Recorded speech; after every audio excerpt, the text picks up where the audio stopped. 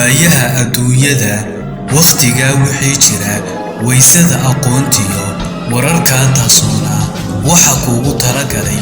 wahabkiiyo dahaar sare inta ay kaaga weecshaan waxsan kuu tilmaamaan wargaysyada cilmiga in ay kaa waraabshaan waayo sheeg weeye taariikh mug weyn iyo waayihii tagtada jiray psychology waafiya filosofi wuxuu yahay waayo sheegaa tabiye adna dhagaha weelee.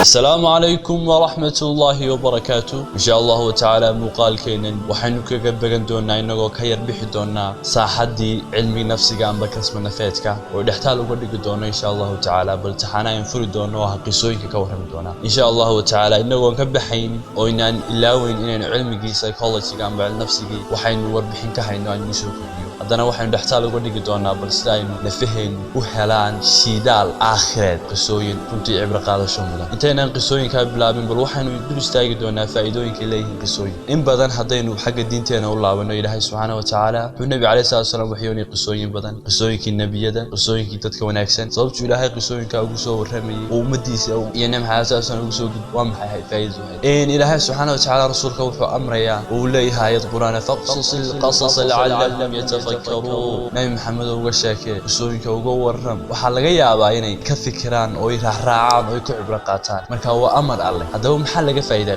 qisada waxa laga faa'iidaa qofku inay cibro qaadasho iyo waano iyo cashar iyo mawcido noqoto sidoo kale qisada waxa laga faa'iidaa qofku inuu ka fogaado waxyaabihii hore qof amba qoon halaagay oo uu noqdo dhambiil uu ka dab qaato sidoo kale qisooyinka waxa laga faa'iidaa qofku inuu cabsida ilaahay u qabaay iyo rajada ilaahay ka qabaay korodho labadaba aragtid qisooyin wanaagsan oo ka hadlaya khaatimada wanaagsan cabsida ilaahay ee aad u qabtid wanaagay rajadu way ku dhaysaa hadda aragtid qisooyin khatar oo argagax leh cabsida ilaahay ka qabtaan iyo waxyaabaha xunka fogaantooda way siyaadayaan saadaradeed bal mawduucaanan waxaan hal qiso ku soo qaadan doonaa qisada waxa la yiraahdaa ilaahay ilaali isna ilaahay uu ku ilaalinaya waxa jirtay gabadh wanaagsan oo kamid ah dumarka wanaagsan ee muuminiinta ee saalixiinta gabadhaas muddo badan waxay ahayd gabadh xiriirka ilaahay ilaalisa waxa dhacday maalintii ima doonto arooskeedii maalintii gaafkeedii iyo galbinteedii dhow yahay sida caadada wahayd waxa la geeyay meelaha dumarka lagu soo qurxiyo sida koofeerka meelahan cilaanka bacdi markii ay iyada iyo qoyskeedu israaceen waxa la bilaabay in gabadhii loo hagaajiyo iyadoo lagu jiro hagaajintii gabadha iyo qurxintii iyo dhalaalintii ayaa waxa soo galay waqtigu salaadii maghrib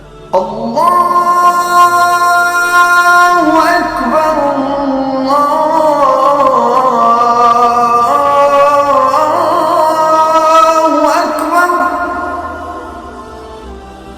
markay waqtigii salaada maghrib soo gashay waxay damacday gabadhii inay tukato salaada weyse qaadato ka bacdi dumarkii u shaqeynayay marinayay ayaa waxay ku yiraahdeen haddaad weysisatid qoyaan gacmahaaga iyo jirkaaga marisid waxa ka halaabaya wixii aanu ku wadnay iyo qurxintan ku wadnay kadib waxay ugu jawaabtay toban caafimaad qaba waqtigii salaadu uu taagan yahay waajibkay saaran ayaan gudanaya ka bacdi sidii way ka madaxday ku yiraahdeen qoyskeedu hadhow ka bacdi markaad lagu dhameeyo tuko laakiin way diiday markay salaadii guda gashay ilaahay la kulankiisii ayaa waxa dhacay ragcadii ugu dambeysay markay ku jirtay كل نفس ذائقة الموت إلى نفتي كأوفصدي gabadhaas maxaa ku dhacay gabadha waxay ku dhimatay xaalad ugu wanaagsan ee lagu dhinto iyadoo rabbigeed hortaagan aakhirana waxa soo saari doona iyadoo rabbigeed hortaagan ilaahay wuxuu ku abaal mariyay markii ilaalisay xaligii ilaahay dhixay ilaahayna khaatimo wanaagsan kaga qaada nafta marka walaalkayga muslimka ah oo qisada waxaan ka faa'iideynaa haddii aad ilaahay xiriirkiisa ilaalisid inuu ilaahayna adigana ku ilaalin doono waajibku ilaahay ku leeyahay aad ka horreysiin wax haba yaraatee wax kale waxay doontaan insha Allah ta'ala